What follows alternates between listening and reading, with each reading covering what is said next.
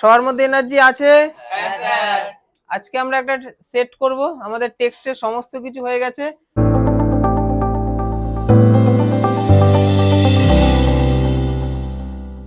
ইংলিশে কিছু মুখস্থ করার কিছু নেই, পুরোটাই আমরা সিন, আনসিন, গ্রামার আর রাইটিং এই চারটে সেকশন থেকে আমাদের পরীক্ষায় প্রশ্ন আসবে। বাড়ি থেকে মুখস্থ করে কিছু নিয়ে যাওয়ার মতো কিচ্ছু নেই। রাইটিং এর সেকশন তো আমরা ফরম্যাট করছি, ওখান থেকে সব হয়ে যাবে। আর ওদিকে আমাদের সিন তো আমরা সমস্তটা বুঝেছি ভালো করে, সেখান থেকে প্রশ্ন উত্তর করবো। আনসিন আমরা প্র্যাকটিস করতে করতে হয়ে যাবে। আর গ্রামার তো আমাদের আলাদা ক্লাস চলছে এবং আমরা সেটের গ্রামার গুলো করবো। ইংলিশ কমপ্লিটলি 100% মার্কস পাওয়ার জন্য যা করার প্রয়োজন আমি তাই করছি, বাকিটা আমাদের প্র্যাকটিস করতে হবে এখন। আচ্ছা, আজকে একটি সেট এনেছি, এই ধরনের সেট তোমাদের পরীক্ষায় আসবে এবং ভীষণ ইম্পর্টেন্ট। তো প্রথমে আমাদের আমাদের চারটে জিনিস তো থাকে, একটা সিন থাকে, আনসিন থাকে, গ্রামার থাকে, রাইটিং থাকে। তাহলে প্রথমেই আমাদের সামনে কি আসবে? সিন। সিন মানে যেটা আমরা পড়েছি, যেটা আমরা টেক্সটে পড়েছি, যেটা আমরা দেখেছি, যেটা আমাদের খুব বেশি পরিচিত। তো সেই সিনটা তোমরা একবার পড়ে নেবে। অনেকে সিন একদমই পড়ে না। তোমার পরীক্ষা তোমার যতটা না মানে সময় দেয়, সেই সময়ের মধ্যে এটা ইনক্লুড করা রয়েছে যে একটা সিন পড়তে যেটুকু টাইম লাগে ওই টাইমটা থাকে। ইংলিশ পরীক্ষা যারা ঠিকঠাক করে তাদের সবার আগে ইংলিশ পরীক্ষা হয়ে যায়। তো আমরা সিনটাকে এক ঝলক পড়বো, আর আনসিনটাকে আমরা দুবার পড়ার চেষ্টা করব। বুঝে গেল? একবার পড়ে নিয়ে আমরা উত্তরে যাব। তো তোমরা পড়ে নেবে, আমি পড়ছি না, আমি উত্তরের দিকে চলে যাচ্ছি। সবাই বাড়ি থেকে এটা করে নিয়ে এসছো তো? আচ্ছা, এখন ঠিক ভুল দেখে নেবে কার কি হয়েছে। প্রথম প্রশ্ন কি আমাদের, এটা কি থেকে ছিল? ভোলা গ্র্যান্ডপা থেকে ছিল। ভোলা গ্র্যান্ডপা নিয়ে আর কিছু বলার নেই, যা দারুণ ভাবে ভোলা গ্র্যান্ডপা হয়েছিল, ভোলা দাদু। আচ্ছা দেখো, প্রথম প্রশ্ন হচ্ছে ভোলা গ্র্যান্ডপাস heart was ওভারশ্যাডোড by.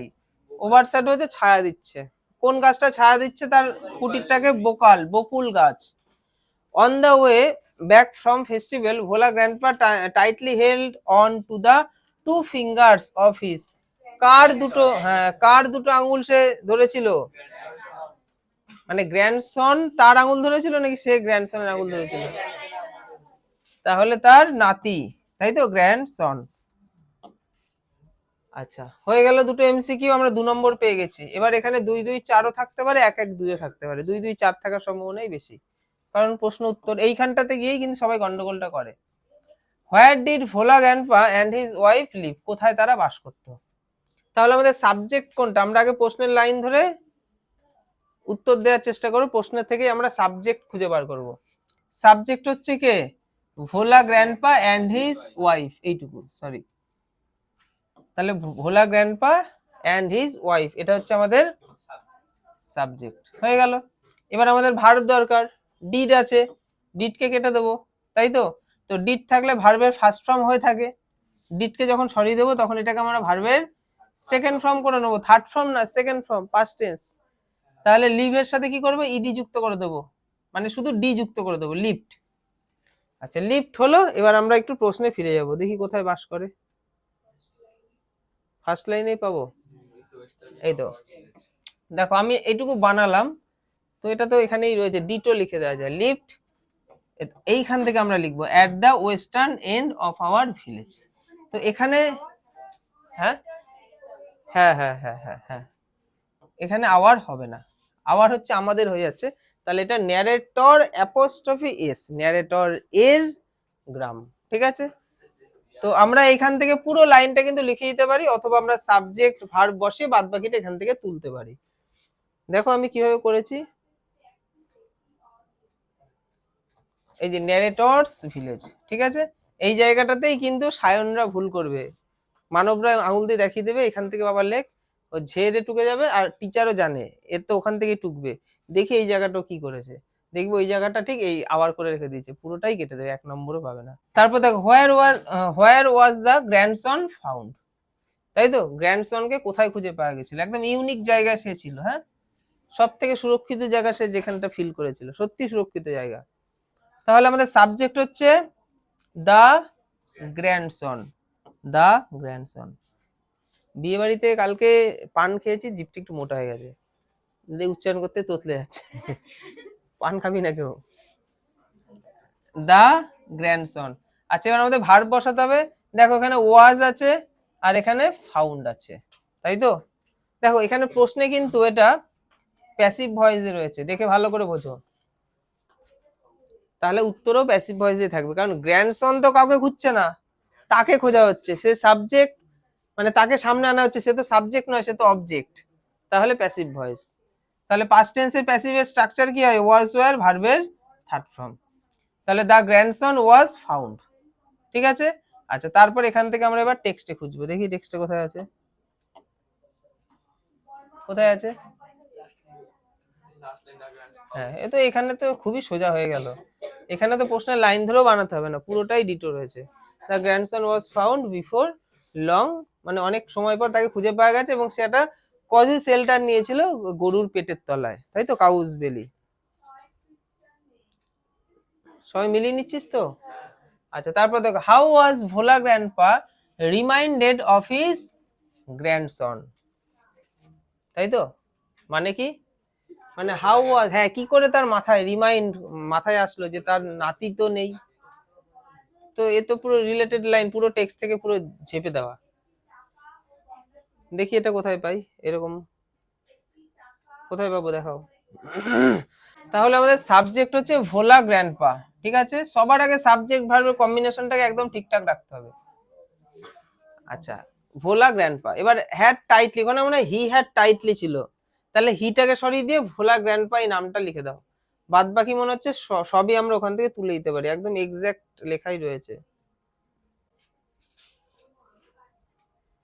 He had tightly held on to the two fingers of the boy, তাই তো।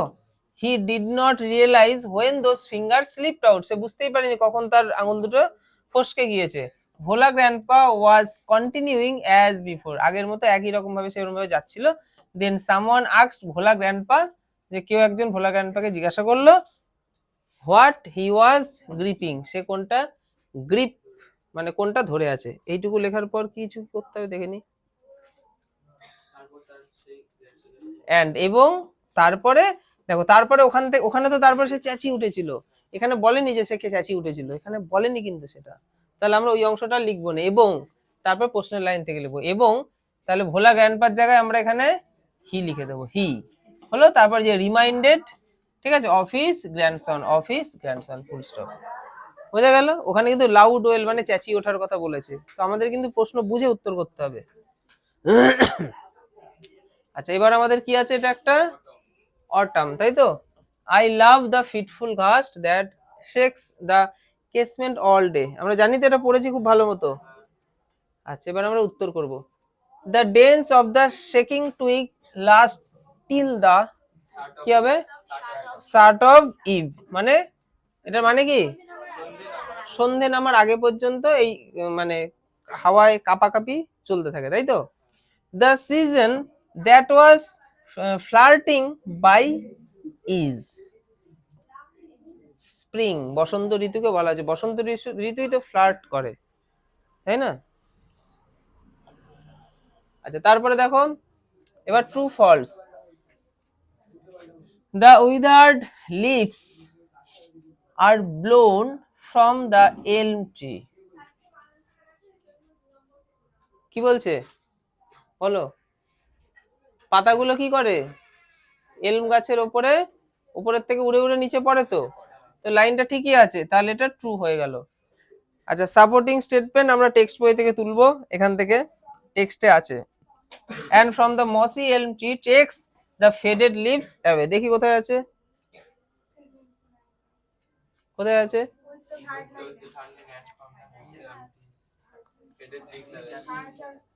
and from the mossy elm trees takes the faded leaves away, আমি বারবার একই কথা বলি, সাপোর্টিং স্টেটমেন্টে এক্সাক্ট যা আছে তাই লিখে দেবো, এখানে কোনো সাবজেক্ট ভার্ব কম্বিনেশন কিচ্ছু বসাতে হবে না। The bird that chirps is a raven, আচ্ছা, তাহলে এটা কি হয়ে গেল, ফলস। কেন ফলস হলো, প্রশ্নটার মানে কি, হ্যাঁ হ্যাঁ, এটা স্প্যারো হবে, এই যে the sparrow on the cottage রিগ whose chirp would make believe. আচ্ছা, এবার আনসিন আছে, আনসিনটা বাড়িতে দুবার পড়তে হবে।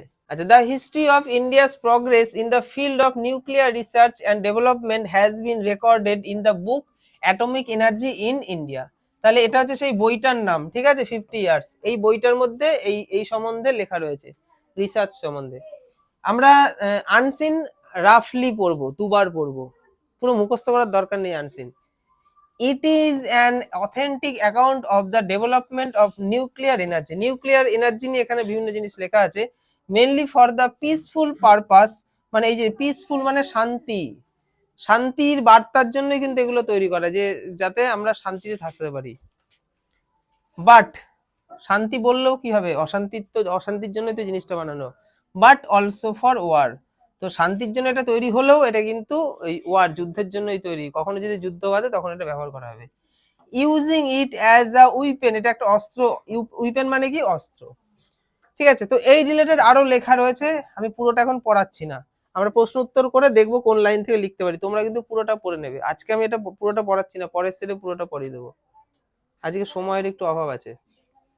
দেখো প্রথমটা কি বলছে, the atomic energy in India 50 years, এটা একটা কি, এটা হচ্ছে একটা বই, এ বুক অফ অ্যাকাউন্টস। তাহলে আমাদের অপশন ছিল এখানে এ বুক অফ অ্যাকাউন্টস, আমরা পাবো তো এটা, খুঁজে খুঁজে দাও তাড়াতাড়ি আমাকে।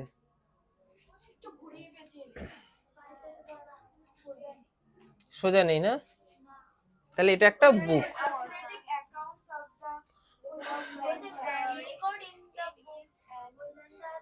এই যে অ্যাকাউন্ট, আচ্ছা, কারণ বাকিগুলো তো হবে না, দেখ জার্নাল কথাটা কোথাও নেই, তাই তো, নিউজ পেপার কথাটাও, নিউজ পেপার রিপোর্টও না। তারপর দেখো, the atomic energy commission was set up on 10 August in the year 1984, এই সালটা আমরা ওখানে পেয়ে যাবো, পাবো না? দেখি তাড়াতাড়ি করে দেখি কোথায় আছে, এই যে 1984।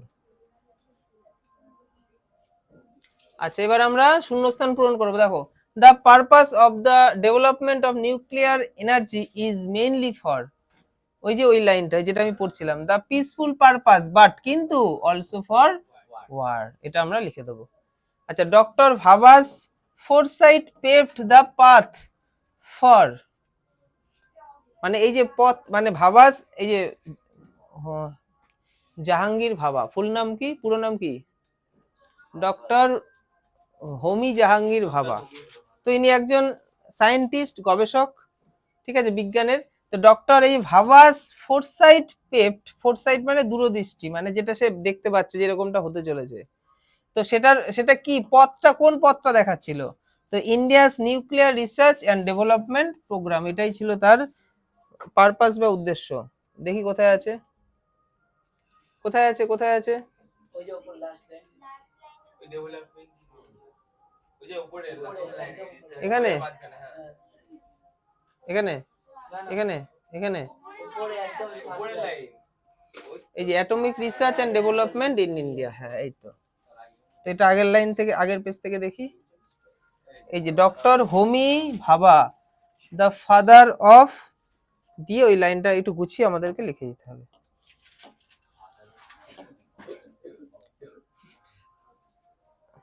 কোনটা করলাম আমরা, এটা করেছি, ঠিক আছে। আচ্ছা, এবার দেখো, এবার আমাদের প্রশ্ন উত্তর করতে হবে, তাই তো। দেখো প্রশ্ন কি আছে, what ensured high quality work and rapid progress for doctor Bhabha's and his team, the freedom of action given to Bhabha and his team in matters of decision making ensured high quality work and rapid progress, এই যে rapid মানে দ্রুত, progress মানে উন্নতি করা, word গুলোর মানে কিন্তু জানাতে হবে, ensured মানে নিশ্চিত করা। আচ্ছা দেখি এটা আমরা কোথা থেকে তুলতে পারি, the freedom of action given to Bhabha and his team in matters of decision making ensured high quality work and rapid progress, তো এখান থেকে লিখে দেওয়া যায়, এখান থেকে লিখে দেয়। এবার আমি এখান থেকে কি লিখবো, কি করে বুঝবো, আমাকে লাইনটার একটু অর্থ জানতে হবে, তাহলে এই উত্তরগুলো করা যাবে। আচ্ছা, তারপরটা দেখো, how did Pandit Jawaharlal Nehru support help doctor ভাবা অ্যান্ড হিজ টিম, এই যে জওহরলাল নেহেরুর কথাটা কেন আসছে, কারণ তিনি তখন প্রধানমন্ত্রী ছিল দেশের, ঠিক আছে। এই নিউক্লিয়ার প্রোগ্রাম অনুষ্ঠান এইসব নিয়ে করতে গেলে প্রধানমন্ত্রীর তো পারমিশন চাই, না হলে করা যাবে না। তাহলে জওহরলাল নেহেরু কি বলছে দেখো, the understanding and support of Pandit Jawaharlal Nehru, এইটুকু সাবজেক্ট, এতটা সাবজেক্ট, এইটুকু বলছি কেন, তাহলে আমি এতটা যা লিখলাম সব subject. The understanding and support কার, জওহরলাল নেহেরু, জওহরলাল নেহেরু সম্বন্ধে বলছে পন্ডিত, হলো। এবার ভার্ব চাই। ভার্ব হচ্ছে কি, গিভের পাস্ট ফর্ম গেভ, দিয়েছিল। কি দিয়েছিল, এবার এখান থেকে আমি টেক্সট থেকে লিখে দেবো।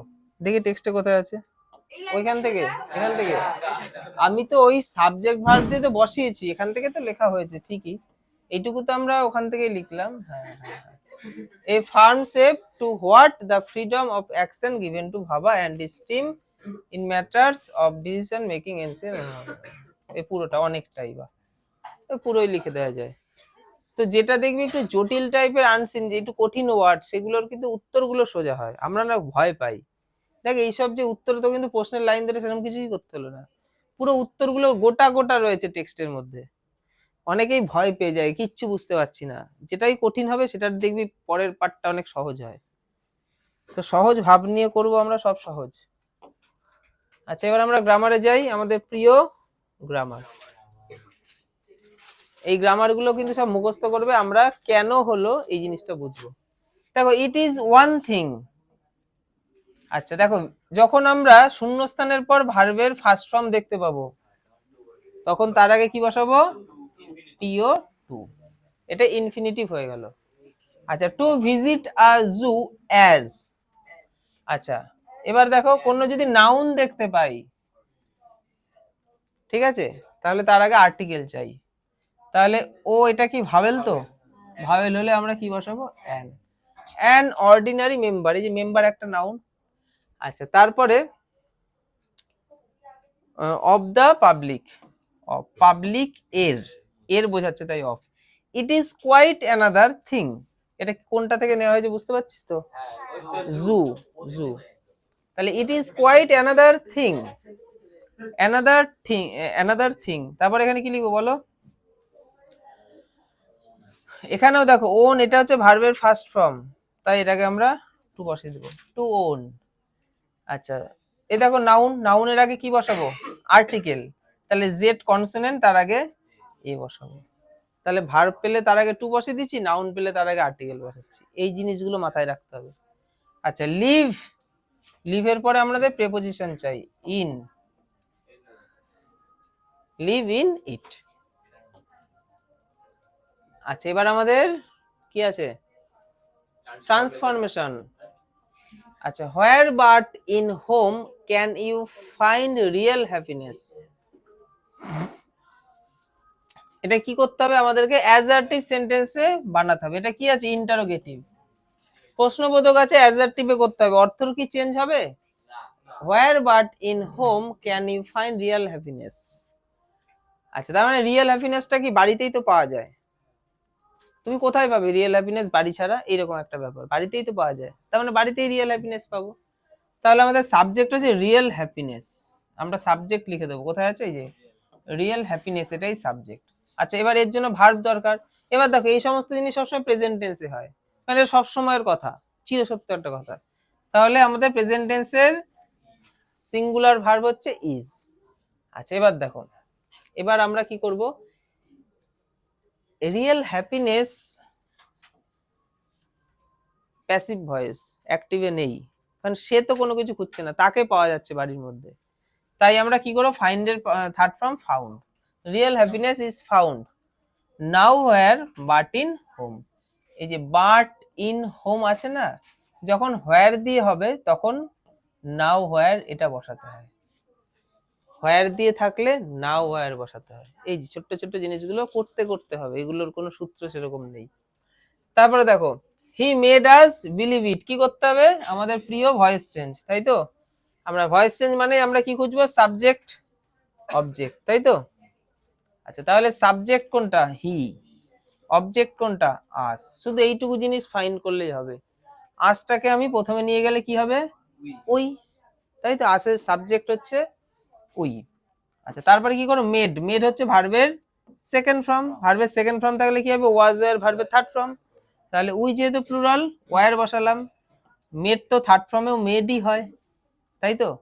আচ্ছা, এবার কি করব, এবার আছে বিলিভ ইট। আচ্ছা, বিলিভ ইট, তো তার আগে আমরা একটা টু বসিয়ে দিলাম, টু বিলিভ ইট বাই, হিটা লাস্টে কি হয়ে গেল, হিম। তাহলে we are made to believe it by him, কারণ বিলিভ এটাও তো একটা ভার্ব, এটা ভার্বের ফার্স্ট ফর্ম হলে তার আগে টু বসালে ইনফিনিটিভের মতো এটা কাজ করবে, তাই টু বসিতে হয়েছে।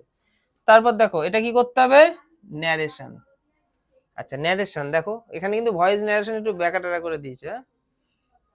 ন্যারেশনটা দেখো কিরকম টাইপের narration. What will you do said the man to him. দেখো যেটা আমরা প্রথমে পাই সেটা কিন্তু ঘুরিয়ে দিয়েছে, এরকম বলা যেত the man said to him what will you do, ব্যাকই দিয়েছে, আমরা ভয় পাবো না। তারপর বলছে if I drive you out of this room. আচ্ছা এবার আমাদের উত্তর করতে হবে, কিভাবে করবো, আমরা কিন্তু ব্যাকা আছে কি আছে আমাদের কোনো সমস্যা নেই, আমরা কিন্তু এসব জিনিস ধরবোই না, আমরা তো প্রথমে এই অংশটাকে ধরবো তাই না। তাহলে এই অংশের মধ্যে আমাদের সাবজেক্ট কোনটা, দ্য ম্যান, দ্য ম্যানকে লিখলাম। প্রশ্নবোধক তাই তো, প্রশ্নবোধক, তাহলে সেইট থাকলে আস্কড, সেইট টু থাকলে আস্কড, এখানে সেইট টুই আছে, এই যে সেইট এই যে টু, আস্কড। আচ্ছা তারপর অবজেক্ট হচ্ছে হিম, এই যে হিম বসিয়ে দিলাম, হলো এইটুকু, আমরা এইটুকুকে জাস্ট ঠিক করেছি, এইটুকু কমপ্লিট। আচ্ছা এবার কমা ইনভার্টেড কমা তুলে কি করব, কমা ইনভার্টেড কমা তুলে দেখবো WH ওয়ার্ড আছে কিনা, আছে, তাহলে WH ওয়ার্ড থাকলে WH ওয়ার্ডই বসাবো। আচ্ছা তারপরে কি করব, এবার আমাদের প্রোনাউনের দিকে তাকাতে হবে, প্রোনাউন কি আছে দেখো ইউ আছে, তাই তো, তাহলে ইউ হচ্ছে কোন পার্সন, সেকেন্ড পার্সন, কাকে ফলো করবে, অবজেক্টকে, তাহলে অবজেক্ট কোনটা, এটা দা ম্যান হচ্ছে সাবজেক্ট আর হিম হচ্ছে অবজেক্ট, তাহলে এবার এই অবজেক্টের সাবজেক্টিভ ফর্ম চাই, তাই তো, তাহলে সাবজেক্টিভ ফর্ম হচ্ছে হি।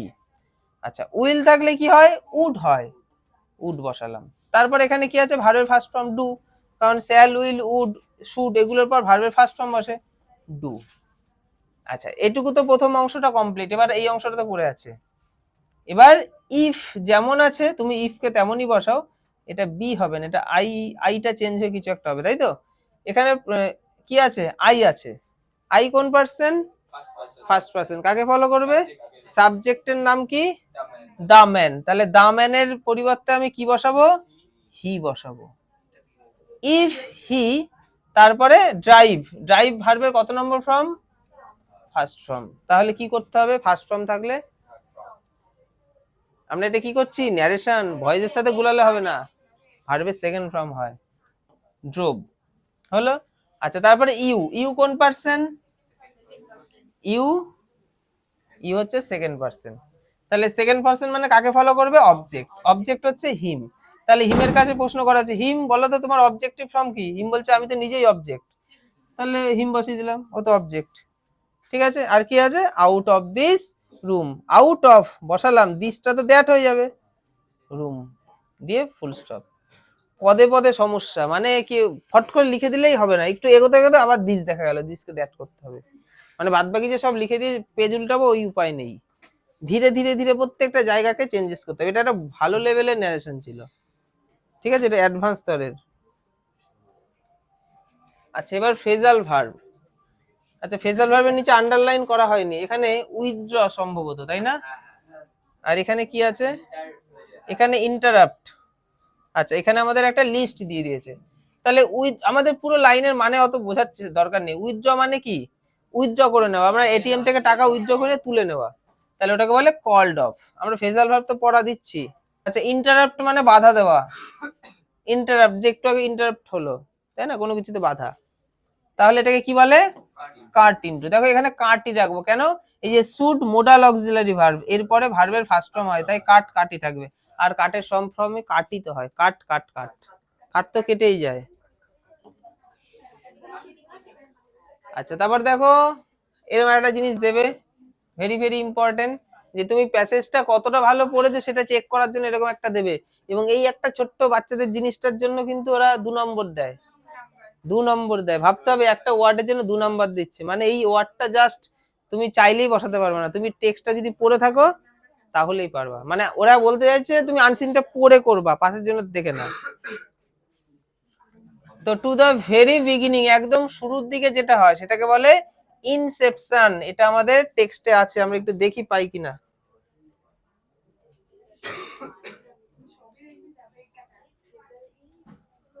কোথায় পাবো একটু খুঁজতে হবে সবাইকে, উত্তরটা আমি বলেই দিয়েছি, উত্তরটা কোথায় আছে খোঁজো, শুরুর দিকে, ওই তো ইটস ওই তো রাস্তা আছে ওদের দাগ হয়ে চলে আসে inception, it's inception to stage of ওইটা।